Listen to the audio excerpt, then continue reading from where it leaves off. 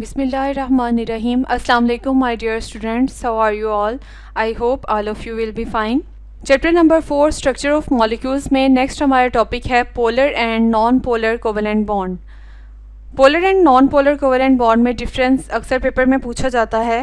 If a covalent bond is form between two similar atoms, जिसको कहते हैं homo atoms, the shared pair of electron is attracted by both the atoms equally. Shared pair of electron attract होता है दोनों atom से, और इस type के बॉन्ड को कहते हैं non polar covalent bond. Example में आप लिख सकते हैं hydrogen and chlorine. If the bond covalent bond is form between two different types of atoms, जिसको कहते हैं hetero atoms, then the bond pair of electrons will not be attracted equally by the bonded atoms. यानी bond pair of electrons जो है वो equally attract नहीं होता, क्योंकि एक ज़्यादा इलेक्ट्रोनेगेटिव है और दूसरा कम इलेक्ट्रोनेगेटिव है। दो डिफरेंट टाइप्स ऑफ एटम है ना, इस वजह से। तो हाइड्रोजन क्लोराइड इसकी बेस्ट एग्जांपल है, जिसमें इलेक्ट्रोनेगेटिविटी डिफरेंस आपको नज़र आ रहा है 2.2 एंड 3.2।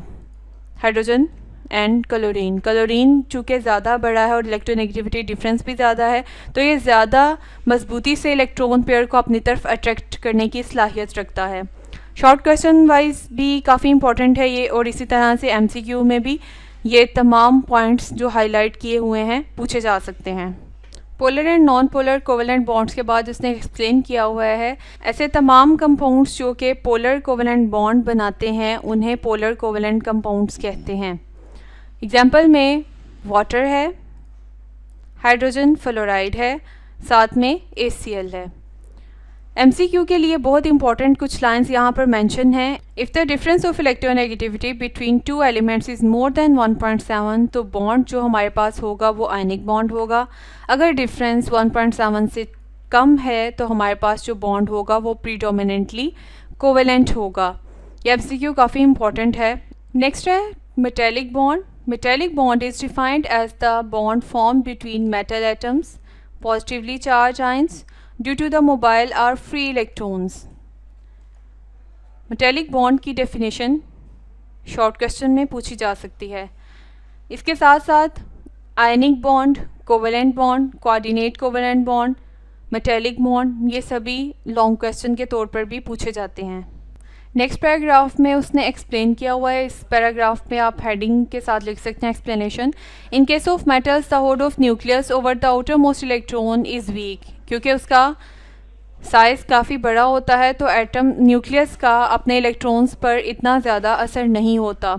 दूसरी बात क्या है कि लो आयनाइजेशन पोटेंशियल्स होते हैं मेटल्स के, इस वजह से वो अपने इलेक्ट्रॉन्स आसानी से लूज़ कर देते हैं, और वही इलेक्ट्रॉन किसी पर्टिकुलर एटम के साथ अटैच नहीं होते, बल्कि वो सभी एटम्स के साथ इक्वली डिस्ट्रीब्यूट किए जाते हैं। इस तरह से वो एक पूरा इलेक्ट्रॉनिक क्लाउड सा बन जाता है। ऐसा लगता है कि जैसे न्यूक्लियाई ऑफ द एटम्स जो हैं वो सबमर्ज्ड हैं किसी सी में। कॉपर वायर की डायग्राम दी गई है, जिसके अंदर उसने बताया है कि पॉजिटिव आयन मेटल और साथ में इलेक्ट्रॉन्स, फ्री मूविंग इलेक्ट्रॉन्स इर्द गिर्द सारे डिस्ट्रीब्यूट हुए हैं। उसके बाद हम बात करते हैं नेक्स्ट पॉइंट की, इंटरमॉलिक्यूलर फोर्सेस। इंटरमॉलिक्यूलर फोर्सेस की डेफिनेशन पेपर में पूछी जा सकती है। The forces that hold the atom in a compound are the chemical bonds. उनको केमिकल बॉन्ड कहते हैं। These strong bonding forces relatively weak of these forces exist between the molecules। यानी ये मॉलिक्यूल्स के दरमियान एग्जिस्ट करती हैं और इनको कहते हैं इंटरमॉलिक्यूलर फोर्सेस।